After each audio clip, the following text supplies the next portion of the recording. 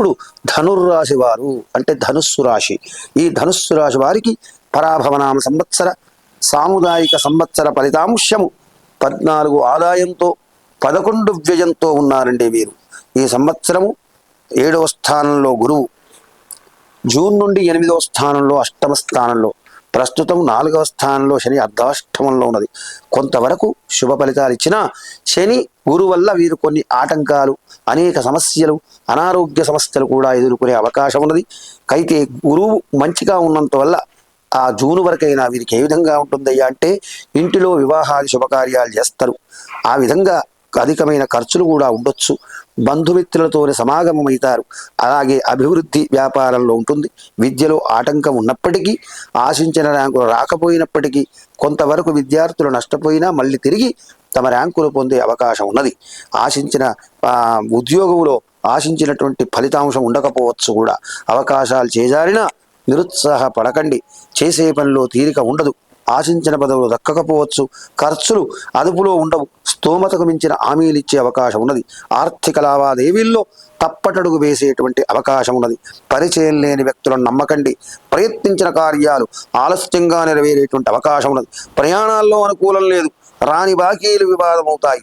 గుడువిల్ దెబ్బతినే అవకాశం ఉన్నది. పై అధికారి నుండి ఒత్తిడి, చివాట్లు ఎక్కువగరు. ప్రయోజనం లేని ఉద్యోగం, పనులు చేయుట, ప్రయాణంలో నష్టాలు, కఠినమైనటువంటి నిర్ణయాలు తీసుకునే అవకాశం ఉన్నది. కానీ మీరు చేసిన ఏ పని చేద్దామన్నా అసాధ్యంగా కనిపిస్తున్నది. కఠినమైన నిర్ణయాలు తీసుకునే అవకాశం ఉన్నది. కానీ అవి ఆచరణలో సాధ్యం కాదు. రైతులకు పంట ఆలస్యమగును, ఆదాయము ఆలస్యమగును. న్యాయవృత్తి గల వారు ఒడిదుడుకులు ఎదుర్కొంటారు. సెంటిమెంట్ వస్తువులు అమ్మే అవకాశాలున్నాయి. ఆస్తి పంపకాల విషయంలో న్యాయం జరగకపోవచ్చు. చిల్లర తగాదాలు ఎక్కువై మానసిక చిక్కులు, చికాకులు, చింతలు కూడా ఈ ధనుస్సు రాశి వారికి అవకాశం ఉన్నది. ఈ విధంగా ఎక్కువ నష్టపోయే అవకాశం ఉన్నందువల్ల వృత్తులలో చిన్న చిన్న ఆటంకాలు, అకారణమైనటువంటి కలహాలు, ఏదో చేయబోతే ఏదో చెడు జగుట, ఇంటిలో కలహాలు, తెలియక చేసినటువంటి పనులకు అపరిందల పాలగుట, నమ్మిన వాళ్ళు దూరమగుట, దాన ధర్మాలు చేయుట, కుటుంబంతో కలిసి తీర్థయాత్రలు చేయుట, అలాగే స్థిర చర ఆస్తులు కూడుకునుట, ఇవన్నీ కూడా కొంతవరకు శ్రమతో కూడినటువంటి పనులు చేసిన కొంతవరకు సంతృప్తిగానే ఉంటాయి. కానీ వీరు ధనుస్సు రాశి వారి ఈ సంవత్సరం సుందరకాండ పారాయణం చేయడం వల్ల కానీ, సుందరకాండ పారాయణం చేయించడం వల్ల కానీ, నవగ్రహ స్తోత్రం చేసినా కానీ, శనికి అష్టోత్తర శతనామాలతోటి అర్చన నువ్వులతో అర్చించడం కానీ, నువ్వుల నూనెతో శనిని అభిషేకించడం వల్ల అర్ధాష్టమ శని దోషం పోతుంది.